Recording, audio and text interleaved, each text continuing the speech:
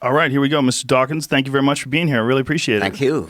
I'm a huge fan of your work, and we have a new book out, Outgrowing God. When does it come out? Is it out now? It is out now. It is now. Yes. Like this week, right?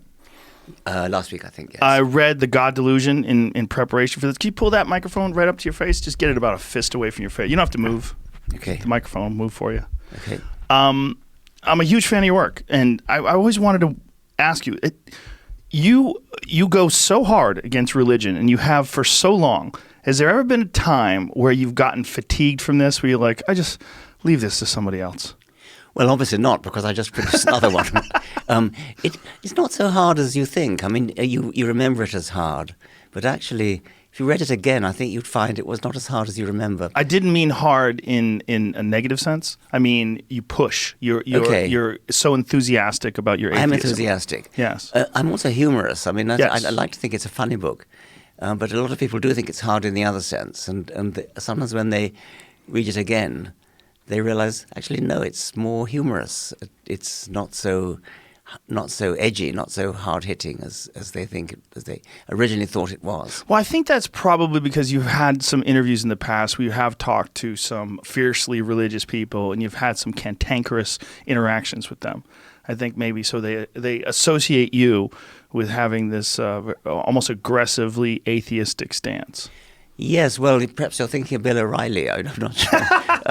Where, I mean, he's aggressive, all right. Yeah, in the other way. I did once had to tell him, will you please stop interrupting me and let me talk? And so that might give the slight impression that I'm aggressive. Now, what was that BBC documentary that you had done where you had done several. The one where you had gone and interviewed a bunch of different religious people. Yes, that was not BBC. That was Channel 4, which is the commercial station.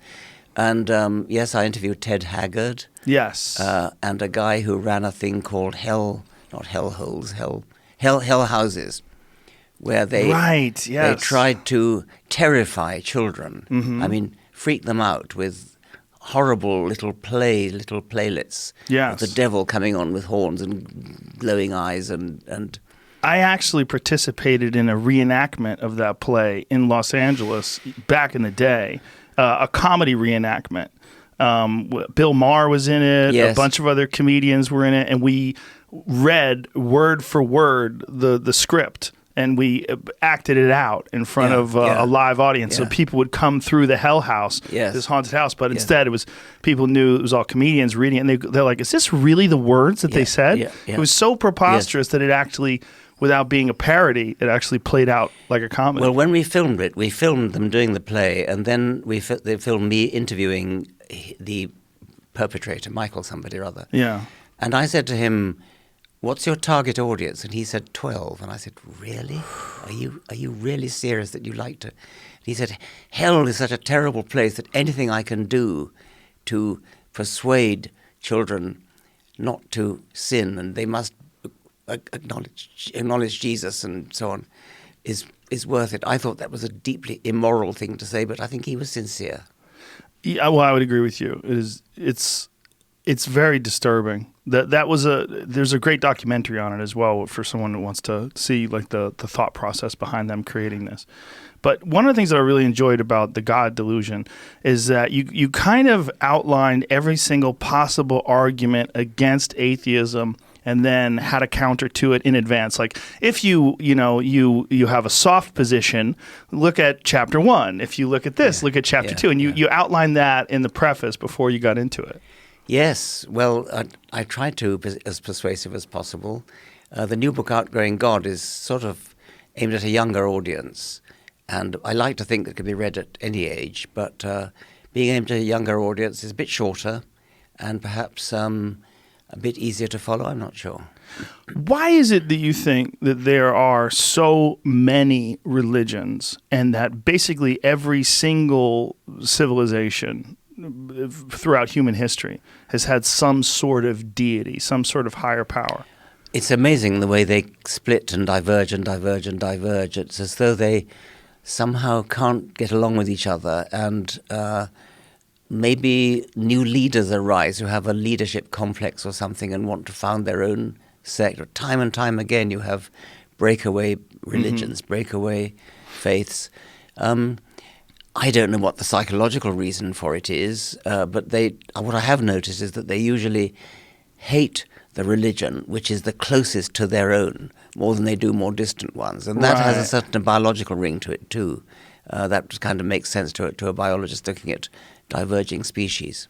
Well, it almost seems like if you were studying human beings, if you were something that was completely alien to our civilization, our culture, and you were looking at this strange tendency to believe in something that there's no proof of and devote a massive amount of energy into defending that, put it into your songs and put it into, your Pledge of Allegiance and all these, which of course was not until the 1950s, but all the different things that people have done in so many different cultures in regards to religion, it almost seems like a natural aspect of being a human being. You're right that they put an enormous amount of energy and effort and expense and time and cost in share. I mean, some of the extreme sects which whip themselves with horrible weapons, actually bleed, scar their own backs.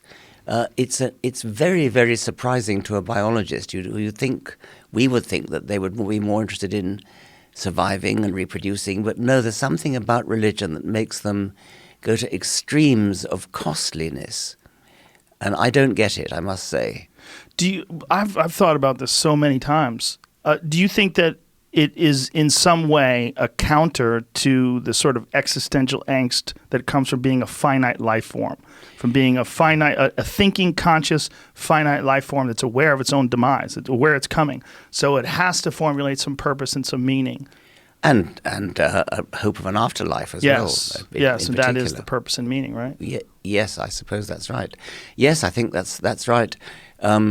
I can understand why people might want to believe a priest who comes along and tells them you don't have to worry about death because you're going to survive it. I'm less understanding of people who make up stories to comfort either themselves or other people. I mean, a made-up story should not be comforting. I don't understand how a made-up story can be comforting. Of course, if you make it up and persuade somebody else, then they could find it comforting. On the other hand, is an afterlife really all that comforting? When you think about half of them believe they're going to go to hell, so it's anything but comforting. And also, even if you're not going to hell, if you're going to heaven, eternity in heaven, I mean, sitting in heaven for not just billions of years, but trillions of years. I mean, these are time spans beyond our comprehension. How unbelievably boring it would be. Would it though? I mean, I don't know. I enjoy life, but if I had to live my life over and over again, infinitely, if I had an infinite number of this exact lives, I don't know how I'd approach that. In the moment, I can enjoy it. I could do with maybe 200 years, but after that, no. I mean, I think that eternity is what's frightening about death, and eternity is best spent under a general anesthetic, which is what's going to happen. Right, Gonzo, out go the lights, maybe, yeah, or maybe not. Have you had any experience with psychedelics? No. No. Do you have any interest in that? I've been offered to be accompanied on a trip by a very nice woman friend. Yeah. And I've never so far dared take her up on it. How come? I asked advice of a cousin of my father who's just recently died, who was a major expert on psychedelics, and I think he was the one who introduced Aldous Huxley to mescaline, for example. And he judiciously advised against. He said that the horrors of a bad trip are so awful that he wouldn't advise somebody to go into it. My friend who's offering me this trip says it would be a relatively low dose, and she would take another low dose so she could kind of accompany me. Yeah. And stop me jumping out a window or anything.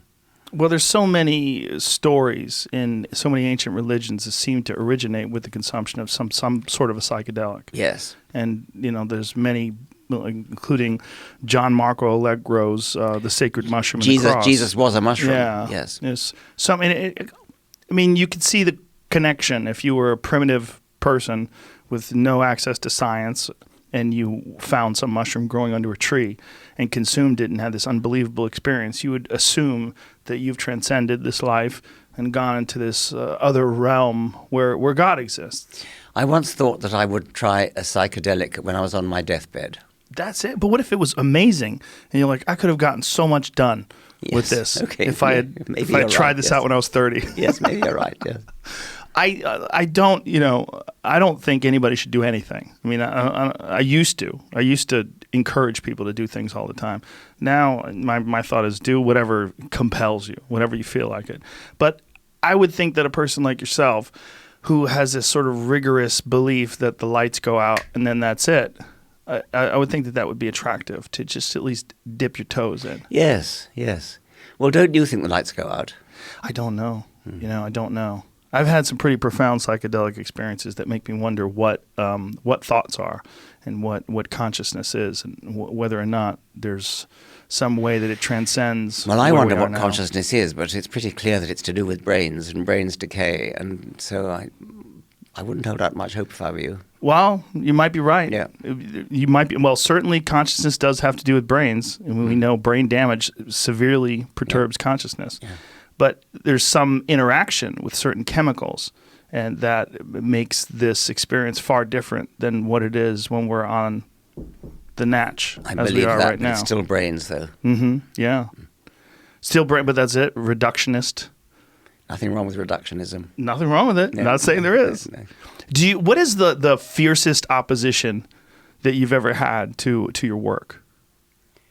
Fiercest or most cogent? Let's try both. Fiercest meaning who has become the most angry at your work, and most cogent meaning Ted Haggard, maybe. That guy, really? Yeah.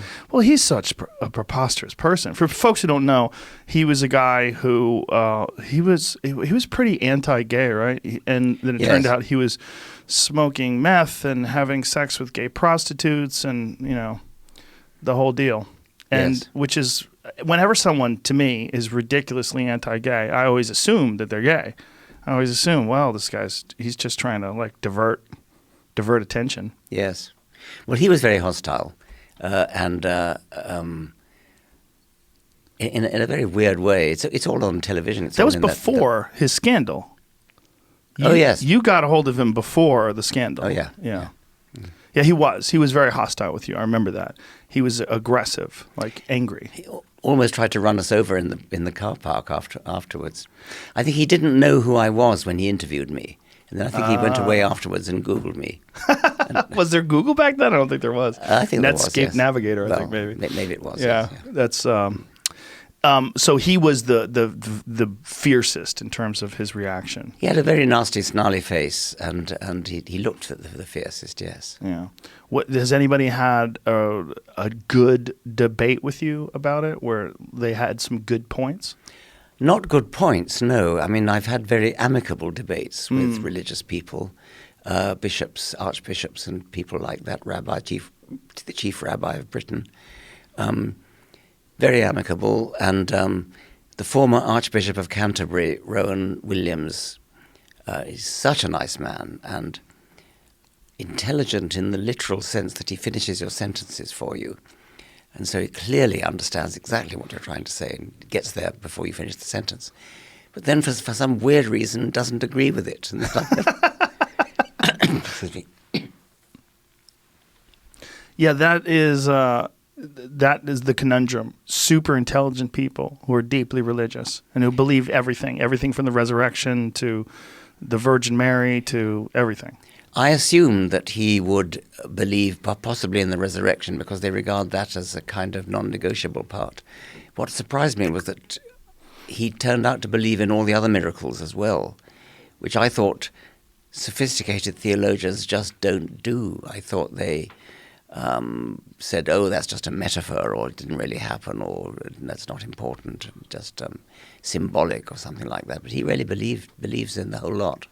What was his interpretation of things like death for adultery and things along those lines? I didn't ask him about that. I simply don't know. Well, what's fascinating to me is not just the old religions, but really the young religions. The young religions, as I've gotten older, are more interesting.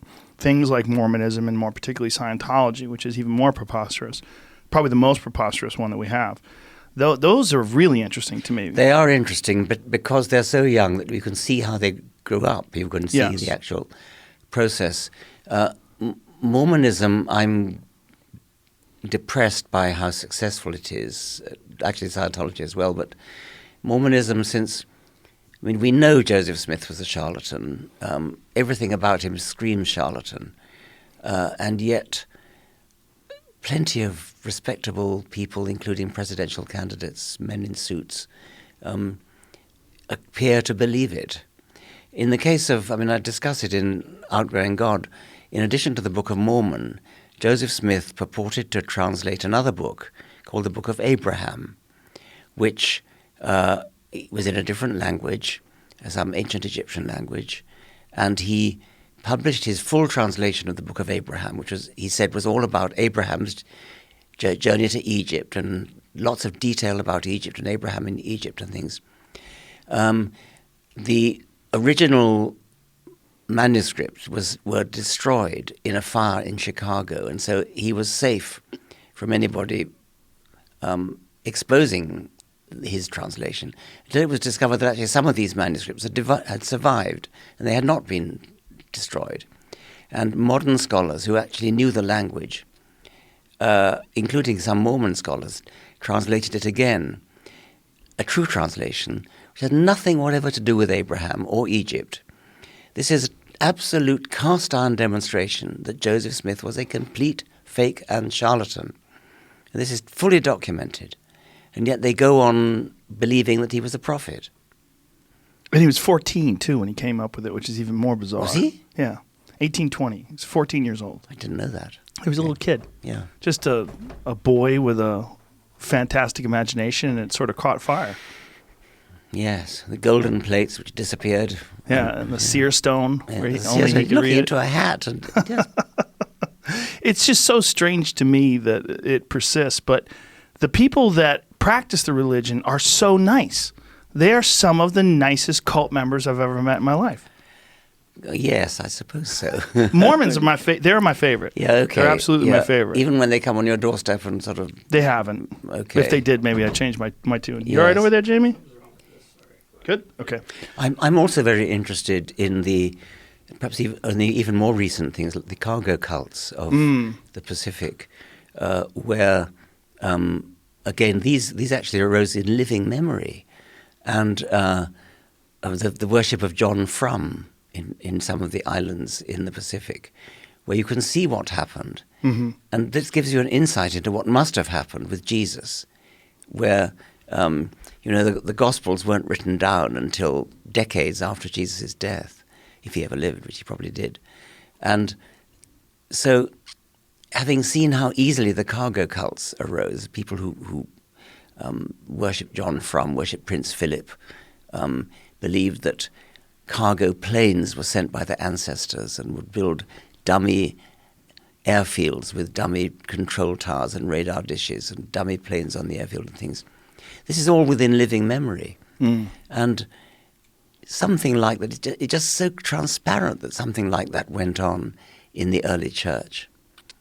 Well, the Scientology story to me is the most bizarre because it was literally, if you wanted to have a crazy religion, like what would be the most ridiculous religion for people to believe in? Well, and he even announced he was going to do it. Yes, and they still believe it. But if you're going to have the most ridiculous religion, you would say, well, get a fiction author, particularly a bad one, a bad science fiction author who walked around in a jacket with medals on that he gave himself, and have that guy create a religion, a guy who is really self-diagnosing his own psychological issues and trying to deal with them through this concept of Dianetics. Yeah, I'm sure you read Lawrence Wright's book. I haven't read it, but I know the story. The book is fantastic. Yes. It's just so crazy. It's so strange that to this day people are clinging to it. And it makes you wonder, like, what is it about these systems of belief that are so intrinsically attractive to people, so uniquely a part of being a person, these belief systems? I think I get it when there's childhood indoctrination involved, but in the case of Scientology, some of the celebrities who joined it, that's not childhood indoctrination. No. That's just sheer rank stupidity. I think there's also an element of being a part of a tribe. Yes. that especially the celebrity thing, because I've met quite a few of them out here, especially in the early days, the 90s, before the internet came along and sort of exposed a lot of this stuff, and South Park, before they came along and exposed it. There was quite a few people that thought that there was a career advantage to being a part of Scientology. There were so many successful actors that were a part of Scientology, and they seemed to be disciplined and focused, and they were avoiding drugs and all the pitfalls of Hollywood fame and stardom. And they also seemed to be helping each other. That Hollywood directors who were also Scientologists would look towards hiring Scientologist producers and actors. The kind of Freemasonry then. Yes. There's some strange thing that we are all very attracted to being a part of a tribe and being a part of, even if the belief system is ridiculous, if we are in a group that subscribes to this belief system, it's very attractive to people. That's a very important point, and tribalism is a very important part of human nature, a very bad part, I think. Yeah. But rewarding part as well, Well, right? I suppose so. Steven Pinker, you probably had him on at some point. He makes the point that so much of what we believe, we humans generally believe, is not about evidence, but is about, is this part of my tribe? Right. Does my tribe believe this? Yes. Jonathan Haidt also makes the same point about Republicans and Democrats. Yes. There's a fierce tribalism going on, and it accounts for so much of what people believe, as opposed to actually looking at the evidence. The Centre for Inquiry, which my foundation has just merged with, is of course all about trying to get people off that sort of thing, sort of irrationality, and to instead evaluate claims on the basis of evidence, critically evaluate it, scientific evidence. But it's hard because people have other motives like emotion, tribalism, things like that. Well, people find great comfort in these belief systems. It gives them sort of, I've often said that it gives them some sort of like a scaffolding for their their structure of the world, their ethics, their morals. They can use religion as some sort of a mechanism to help them get by, something that they can climb on to ease some of the confusion of the unknown. I'm sure that's true, but I don't understand why anybody therefore thinks that therefore the religion is true. Why would you think that because it provides you with a scaffold you can climb on, that makes it true? I could understand you erecting a scaffold that was, say, gymnastics or a certain diet or something like that, but a belief about the universe, that's either got to be true or not. And it doesn't make it true just because it's comforting or provides you with a scaffold to climb on. Well, it's almost like it's a spiritual system, like a placebo effect, like a spiritual placebo effect. And by believing that this is true, it gives you this comfort and allows you to condense your thoughts into a better path. The placebo effect, of course, is very real, and doctors know about it. But did you know that the placebo effect works even if the patient is told it's a placebo? Yes. I mean, that I don't get. I mean, incredible. That's incredible, isn't it? Yeah, it's very strange. Well, it's sometimes people doing things and knowing that they're doing things gives them this sort of feeling of momentum, of accomplishment, of progress. And I think so many people are just so adrift and don't have focus that even just telling them, hey, you're gonna be a part of this program, to treat X, Y disease, whatever it is, and here's this thing, like just focusing on it. Well, I think the main reason why so many people believe in homeopathy, which not only doesn't work but cannot work, is the placebo effect. That well, it's partly they're going to get better anyway, of course, but it's also the placebo effect that a homeopathic, I won't say doctor, a homeopathic practitioner gives them a nonsensical piece of medicine. And they believe it's going to work, and so it does. And so the placebo effect is important.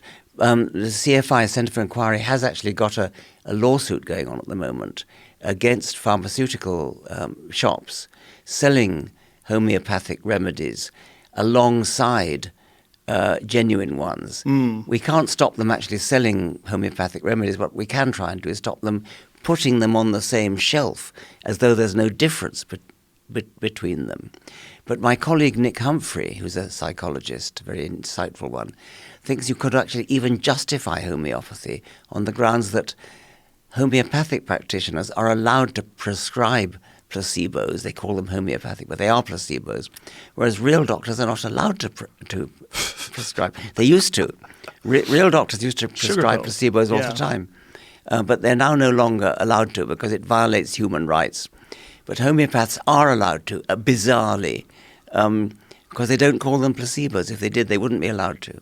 Well, I have a similar thought about chiropractic work. That chiropractors, do relieve pain for some people, but there's no reason why it works. I would not be totally surprised if it worked. I haven't looked into it enough. I would absolutely be surprised if homeopathy works. It cannot work because there's no active ingredient. I can't wait to tell you the story of chiropractic medicine then. It was created by a guy who was a magnetic healer who was murdered by his own son. And his son took over the business and started saying that it can cure everything from leukemia to heart disease to everything, all by manipulating the spine. Yes. It was done in the 1800s, and there's no science behind it at all. But yet so many people have found pain relief. And chiropractors today, it's weird to lump them all in together, but many chiropractors today do good work because they incorporate legitimate modalities in terms of like rehabilitation, like cold laser and all these different massage remedies and all these different things that actually physically work. I know a woman who is a horse chiropractor. She does chiropractic on horses. But the point I'm trying to make is that whereas it's an empirical question whether chiropractic works, in the case of homeopathy, it cannot work. Right. Because the dilution is such that there's nothing there physically. Nothing there. Right. Yeah. There's no chemical reason. Yeah. One of the things they say it can work because water has a memory. But if they could prove that water has a memory, they'd get the Nobel Prize for physics, and they're not going to. One of the things that I really enjoyed about your book was when you explained to people that everyone who practices a religion is an atheist. You're just an atheist in regards to Zeus or Apollo. Or the 999 other gods. Yes. Right, and that's a home run with this argument. Yes. Because some of us just go one god further. Yes. Yeah. But that really is a home run because this concept of, me and my friends jokingly would always say praise Odin when anything would happen that was pretty good or cool. Yes. We say praise Odin, and I started doing it online, and people really got into saying praise Odin about certain things. I rather like that, yes. Some people got mad at me.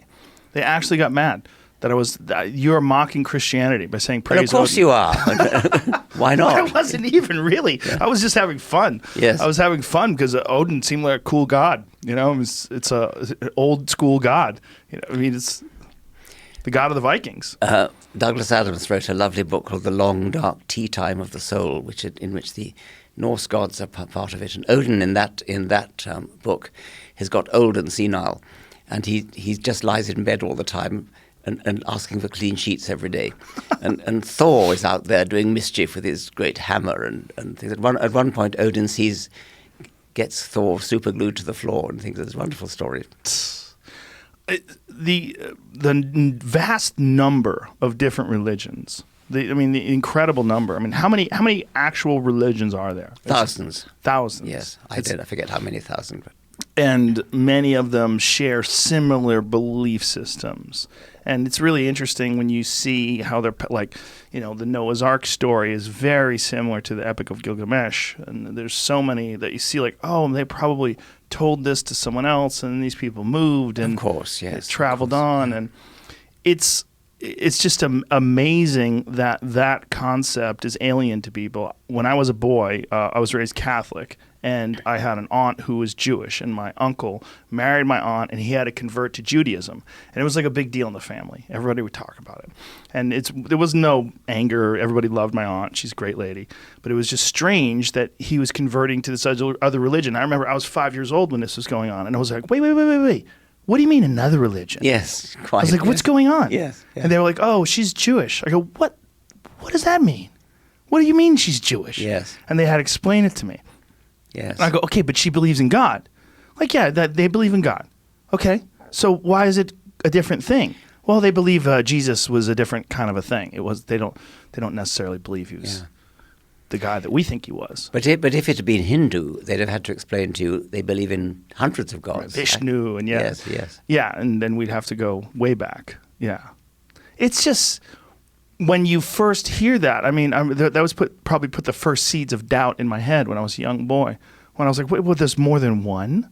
Like I'll never forget that moment because we were all sitting around the dinner table and I was just a little kid. And I remember thinking, what do you mean there's another one? I think that's a very powerful way of getting to children, is to just simply tell them that. Yes. Telling them nothing but facts. You're not indoctrinating them. Right. You're just telling them. There are lots of different religions, and Hindus believe in hundreds of gods, and Jews believe in one God, and Muslims believe in one God, and they don't believe in Jesus, and just lay out all the different religions. That would be a very good educational exercise. Has there ever been a civilization that existed without a belief in a higher power? I don't think there has, no. Of course, there are plenty of individuals who educate to not believe in a higher power, but I think probably true to say that I mean, anthropologists might deny them, and there might be some tribe that doesn't, but I suspect they all do. Well, there's been some tribes that worshipped animals, and particularly animals that they survived off of. Yes, yeah. And river gods and thunder gods and moon gods and sun gods and fire gods and things, yes. When you look at human civilization and you go back to the origins of religion and you look towards the future, do you envision a time where humanity is free of what you would consider irrational belief systems or belief systems that are not based on fact? I do. I'm not sure that it'll come soon, but I do, and I look forward to that time, of course. I think we're moving in the right direction, and the figures bear that out. Even in America, which is off the scale of Western civilizations, even in America, the number of people who now subscribe to a religion is dropping dramatically, and the number who say they have no religion is now about 25%. That's a lot. That's a great deal. And that compares to any one particular Christian denomination. And yet, politically, that group, the nuns, the no beliefs, have no lobby. They have no powerful pressure group. So politicians will go out there and suck up to, I don't know, the Irish lobby, the Polish lobby, the Jewish lobby, the Catholic lobby, etc. But the atheist lobby hasn't got its act together, or is only just now beginning to get its act together. Well, politically, I think people are terrified of the concept because it's such a long branch to go out on. One of the things that you brought up in the God Delusion was the willingness of people to vote for a gay candidate for president, a black candidate for president, a woman candidate for president, but then an atheist, which is, I believe, 40%. They think that you've got to have a belief in some kind of higher power in order to be moral. But the weird thing is that it doesn't have to be the same higher power as the one you believe in. Anyone will do, right, as long as there is one. But if you don't believe in a higher power, you must be immoral. And that is totally ridiculous when you think about the horrible immorality of, for example, both the Bible and the Quran, which are horrific in the sense that if you actually got your morals, if you got your moral values from the Old Testament or the Quran, and they share them a great deal, of course, you would be stoning adulterers to death and stoning people to death for breaking the Sabbath and doing sacrifices, human sacrifices and animal sacrifices, all sorts of horrible things, which of course do go on now in Islamic countries especially.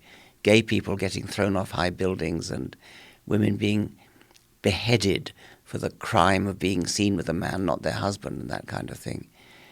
So that we can see what you get when you get your morality from an Abrahamic scripture. And yet there are still people in this country who say you cannot be moral unless you believe in a higher power. What do you think? Let's extract this concept of a higher power. Let's get rid of it. Let's get rid of where do you think people get their morals and their ethics from? Now that's a profoundly difficult question. We clearly don't get them from religion. and yet we get them from somewhere, and you can demonstrate that by the fact that the moral values of any particular century are markedly different from those of other centuries, even decades. So in the 21st century, we here now have moral values which are really significantly different from 100 years ago or 200 years ago or 300 years ago. And within any one of those centuries, you could take people who are in the vanguard of moral progress. For example, in the 19th century, Abraham Lincoln, Charles Darwin, T.H. Huxley would have been on the liberal, progressive end of the spectrum, and other people would have been on the opposite end. But even Abraham Lincoln, for example, made a speech that I quoted in Outgrowing God, in which he said, of course, nobody would seriously think that black people are the equal of white people. Nobody would seriously say that black people should be allowed to vote or should be allowed to marry white people. This is Abraham Lincoln, who freed the slaves, right, and was, as I say, in the forefront of progressive thought. Charles Darwin, again, was in favor of freeing the slaves. He was passionately anti-slavery. But he, too, thought that there was no question about black people being the equal of white people. They obviously weren't. And Huxley, Thomas Huxley, again, Darwin's bulldog, thought the same way. Now, those people were at the forefront, as I say. Today, they would still be in the forefront, and they would be horrified to look back on what they said in the 19th century. Well, something is changing as the centuries go by. In Outgrowing God, I call it something in the air, which of course doesn't explain anything. But what I mean by that is that it's not literally hovering in the air, but it's a collection of conversations between people, dinner party conversations, parliamentary decisions, congressional debates, judicial decisions by judges, juries, newspaper articles, journalism. All these things together conspire together to produce something in the air, something that defines a given century or maybe even a given decade with the moral values of that decade. The knowledge base, which is just so superior today in terms of like what the general public has access to, in terms of what we understand about human beings. It's just different than it was back then. And it continues to be different. And now with the internet, we have so much more access to these conversations. And it's not just about being at a dinner table with the right people. You can watch YouTube videos That's of right. yourself debating religious That's right. scholars. Or So that progress of something in the air will, as it were, take on an accelerated pace because of the internet. Yeah. And I think that's a very hopeful sign. Of course, the internet also can be used for the opposite purpose.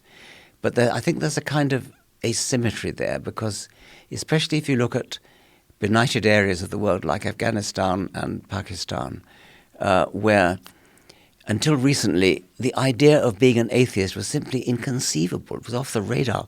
They didn't even consider it. It wasn't something that they thought was possible.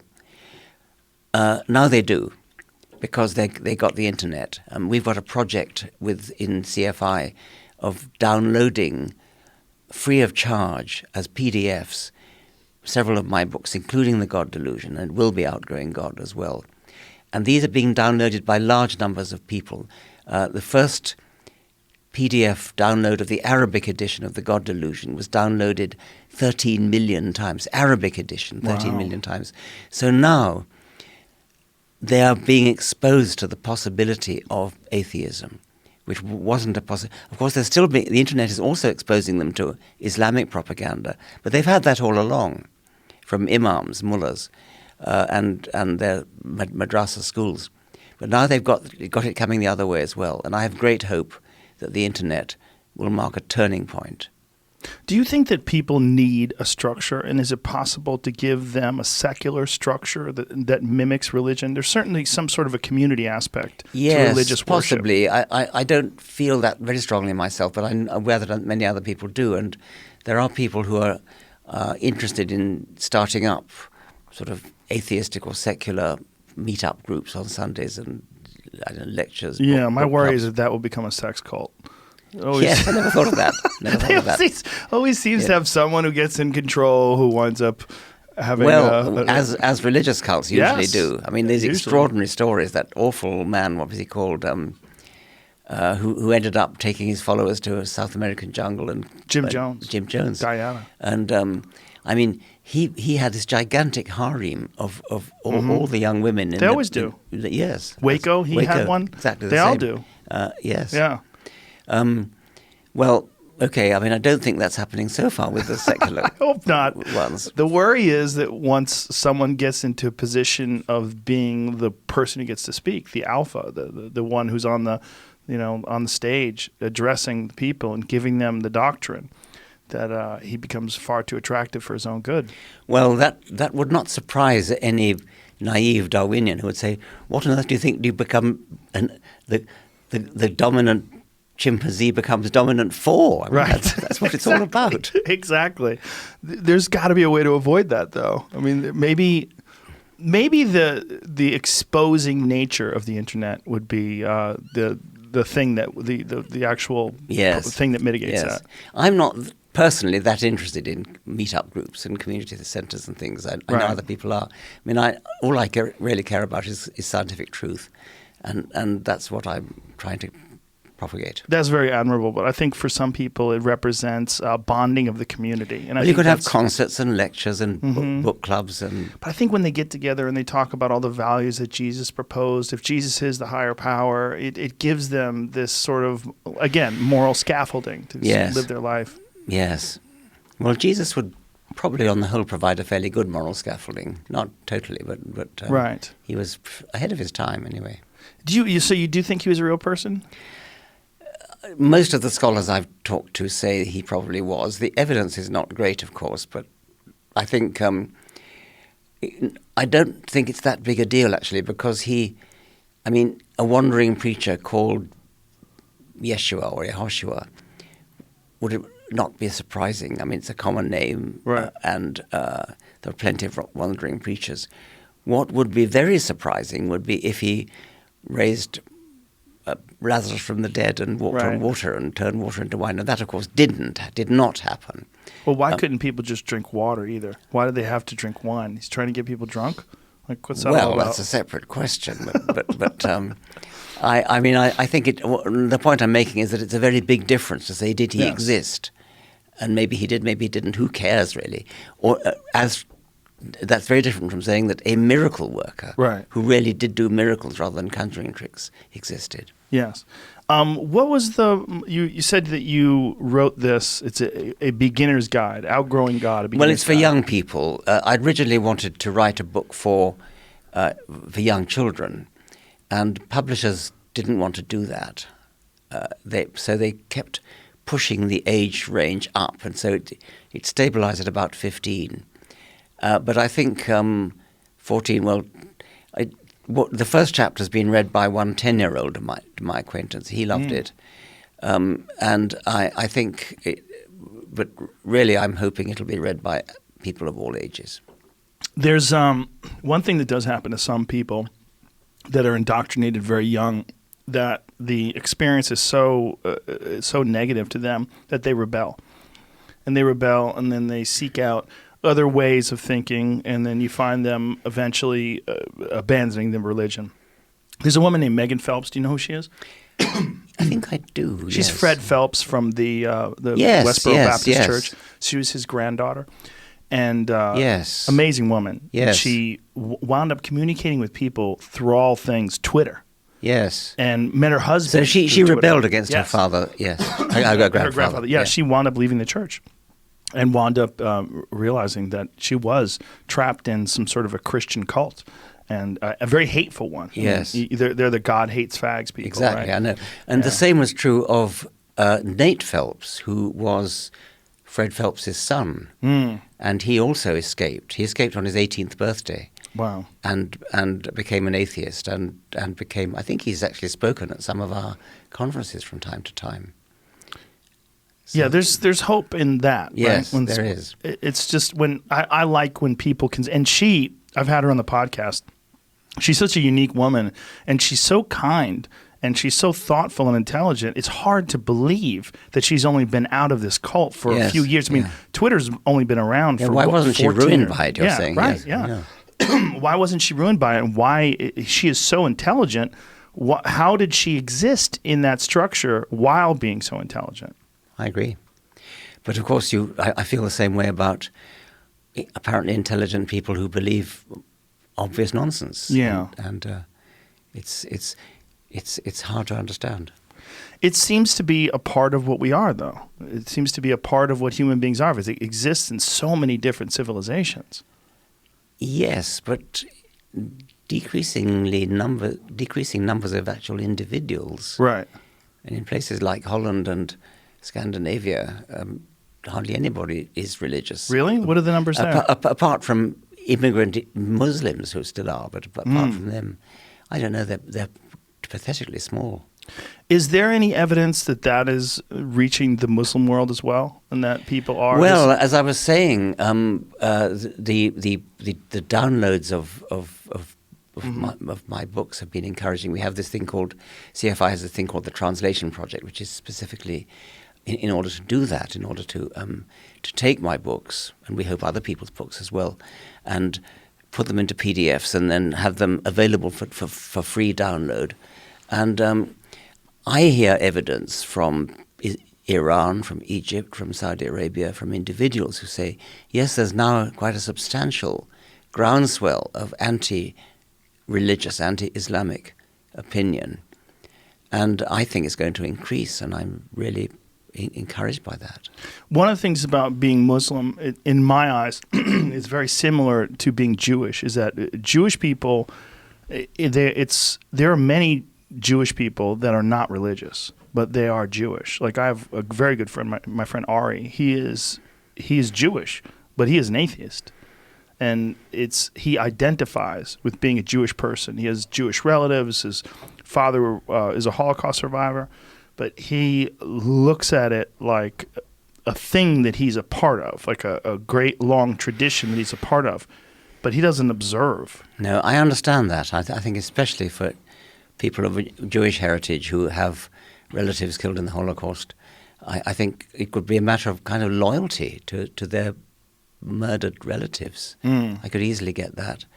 And I think that there are probably cultural Muslims who probably not for the same degree of loyalty, but really think of themselves as Muslims. I suppose I'm a cultural Anglican in a way. I mean, I sort of, I can sing the hymns, and my family observes Christmas in a desultory sort of way. When someone sneezes, do you say bless you? I never did say bless you, actually. But what do you say? Gesundheit? I don't say anything, but I have no objection to saying Gesundheit, or Gesundheit, of course, not religious, but my college at Oxford had a fellow who was a famous philosopher, a famous atheist, A.J. Ayer. And when he was senior fellow, he used to say grace at dinner. And when he was asked why, he said, I will not utter falsehoods, but I have no objection to uttering meaningless statements. And that's what I feel. Now, when you set out to write this book and write it for young people, how did you structure it in your mind? Did you think of it as addressing young people with questions that are trying to find? Sort of, yes. It's in two halves. The first half is Debunking God. It begins with what we were talking about earlier, the sheer number of different gods, and then moves on to the Bible and how unreliable a source of information it is. And both the Old Testament and the New Testament, they get a chapter each. And then there's a couple of chapters on morality and why you don't need not only do you not need religion to be moral, you better not have religion if you want to be moral. And then the second half of the book is about science, because I think that possibly the major reason people still cling to religion is a belief that the world is so complicated, especially the living world is so complicated, that it cannot be explained by purely scientific means. And so I've set out to disabuse them of that and to show how even the most radically complicated and beautiful and elegant pieces of animal design can be and are explained by science. So that's most of the second half. That's a weird one, right? The argument that it's too complicated for it to not be of a divine. Well, I'm not sure it's weird. It's kind of understandable until you thought about it for a bit, because complicated things don't just happen. Complicated things like these cameras and this computer and things like that, we all know they had to have an engineer design them and factories to build them. And they're very, very improbable things, statistically improbable. The components of a computer or a camera, if you jumble them up at random, they wouldn't work, obviously.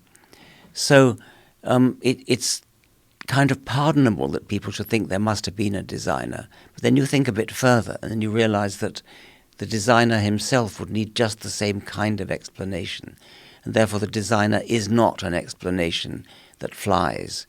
And I mean, philosophers before Darwin, philosophers like Hume realized that, but didn't have anything to put in its place. Darwin came along and gave them that which you need to put in its place. And I mean, Hume would have loved Darwin if only he'd lived long enough to meet him, to meet his ideas. So I think we have to have sympathy for people who think that complexity must mean design. But nowadays we know better, and that's what the second half of Outgrowing God is about. Who designed the designer? That's the big conundrum for people who believe in God. Yes, it is, and they shrug it off. They say, "Oh well, he didn't need a designer; he was always there." Well, my favorite one is, why did he wait until 6,000 years ago to make the world? I know exactly. Yes, that seems like if he was around that was forever. Christopher Hitchens' favorite. Oh, okay. Favorite one. We have in the Centre for Inquiry a program. It actually, I think, came over from the Richard Dawkins Foundation when we merged, called TIES, the Teacher Institute for Evolutionary Science, which is teaching teachers how to teach evolution, because middle school teachers in this country apparently are not don't have science degrees, and they don't really know how to counter, how to combat the pushback that they get from children and parents and school boards and things, specifically against evolution. And so we are teaching teachers how to teach evolution. I mean, we run workshops. We've now run one in every state of the union, and that, I think, is one of the projects of CFI which is closest to my heart. So back to this book. Sorry, folks, we had a little bit of technical difficulty. What was your motivation for this? You were just trying to figure out a way to sort of cut off these notions at the root and explain yes, I to mean, young people? I'm worried about childhood indoctrination. Yes. and the fact that people who are religious almost certainly adopt the religion of their parents and grandparents and great-grandparents. And so we've got a kind of pseudo-genetic inheritance going on. And I really hate that. I mean, that's wicked. That's indoctrination of children. So I've always wanted to try to break that chain going down the generations. So I've always wanted to write a book for young people.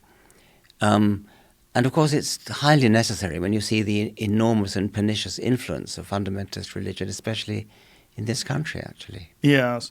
Now, the science aspect of it, this is, I mean, obviously when you're talking about the science of evolutionary biology and natural selection and random mutations and all these different things that lead to a thing becoming a human being over the course of billions of years, it's such a complex idea for people to grasp.